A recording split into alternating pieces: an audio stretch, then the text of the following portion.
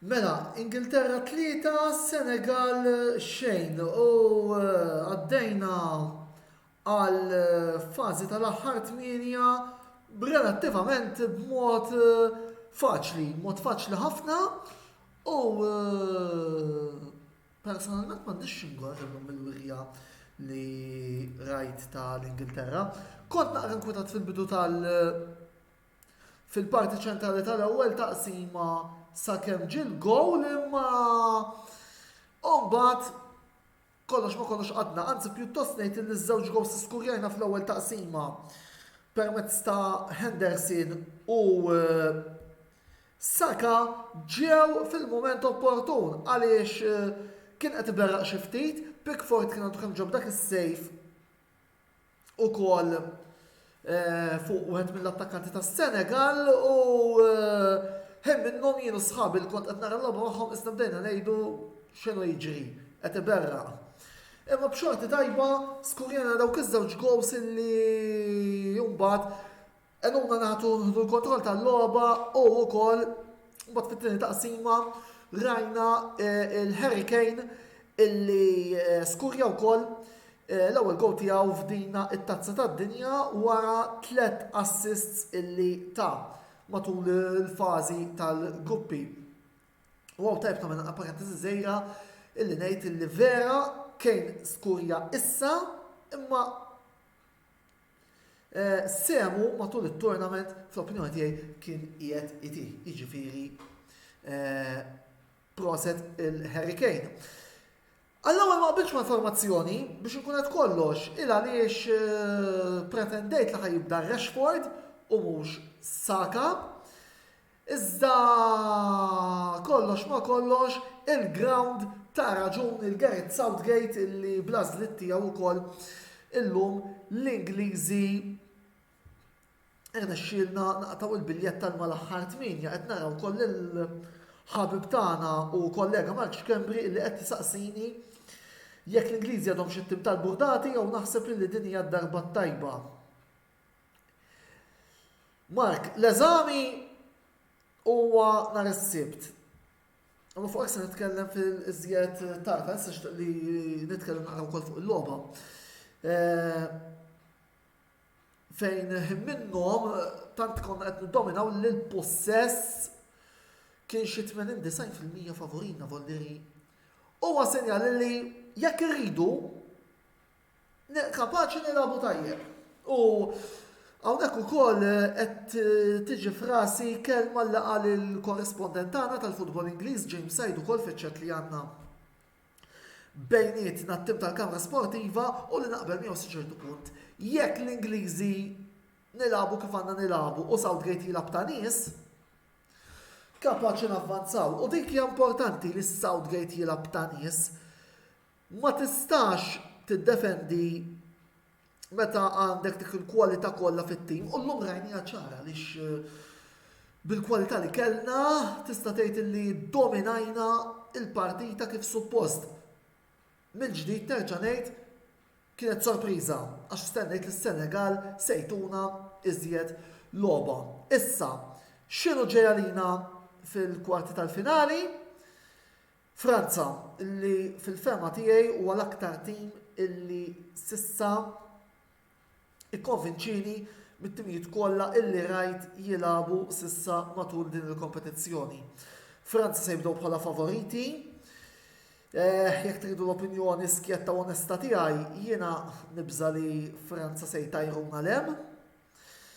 Anke meta tqis is-saħħa li għandhom fuq quddiem, Mbappé u dak il-plejer illi anke qed club level xeba jwaħħaluli, qed nirreferi għal Olivier Giroud. Volderi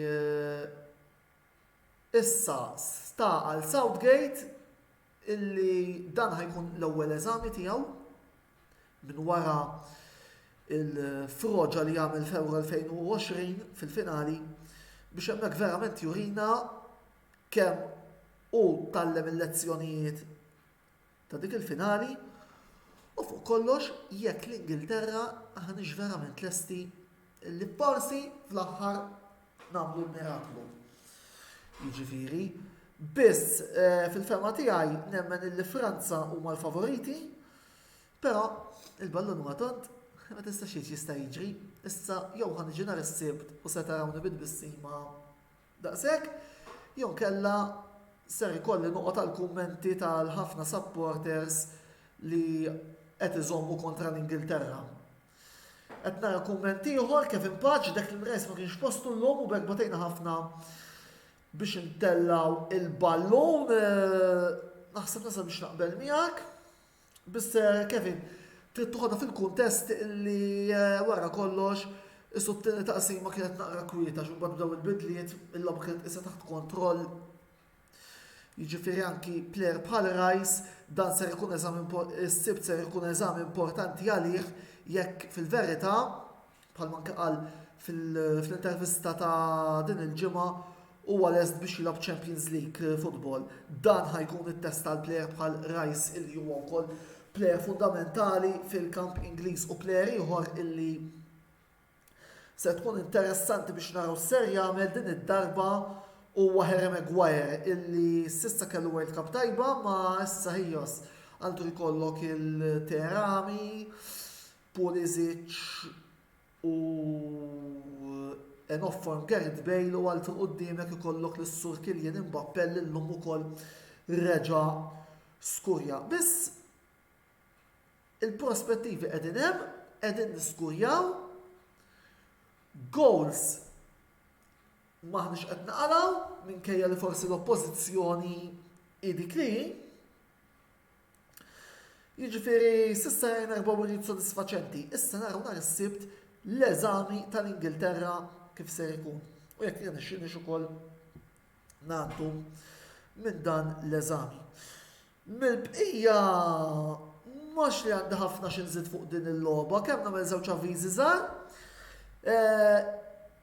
Għada u l-erba' ser ikun hemm żewġ post-match reactions kif ħafna minnkom tafu l-Inter qegħdin Malta u bejn għada u l-erba' ser ikun qed jilagħbu żewġ logħbiet ta' ħbiberija. Jien ovvjament ser nkun qed nagħti l-post-match reaction tiegħi għall-logħba sewtada kontra l-Gżira kif ukoll tal-erba' kontra Red Bull Salzburg. Marret u wieħed xejn iżjed jalla jirnexxi nġib xi ħaġa oħra lejn in-netwerk tagħna. Però ma ħanejt xejn, voldiri. Mill-bqija fejn tidħol it-tazza tad-dinja żona mondjali joħroġ l-erba' jew il-ħamis. Issa rridu naraw naqra meta u kif se noħorġuh, però se tkoll il-wejn mikallef tal-programm interessanti li qiegħed itella. U mbagħad is-sibt post-match reaction ta' Franza Ingilterra, voldiri din il-ġimgħa tkun ġimgħa naqra impenjattiva wkoll fejn jidħlu videos reazzjonijiet. U nisperaw xi ħaġa oħra. Ma rrid wieħed xejn biex ħadd ma jgħid it-tunel wedna xi ħaġa u ma he didn't deliver. Aħna nippruvaw nagħmlu milli nistgħu f'dan it-tur illi hemm bħalissa għaddej. Mill-bqija bħas-soltu nħeġġitkom biex tidħlu fuq YouTube ħalli issegwu l-kontenut kollu li qed noħorġu hemmhekk, inkluż appuntu dan il-video ta' reazzjoni illi qegħdin taraw bħalissa u sakemm nerġgħu niltaqgħu għada wara l-logħba Gżira United Inter. Jiena minn ħatijaj m'għandix iżjed xi nżid ħlief grazzi tal-li segwejtuna, il-lejl it-tajjeb u ħudu ħsieb. Ċaw!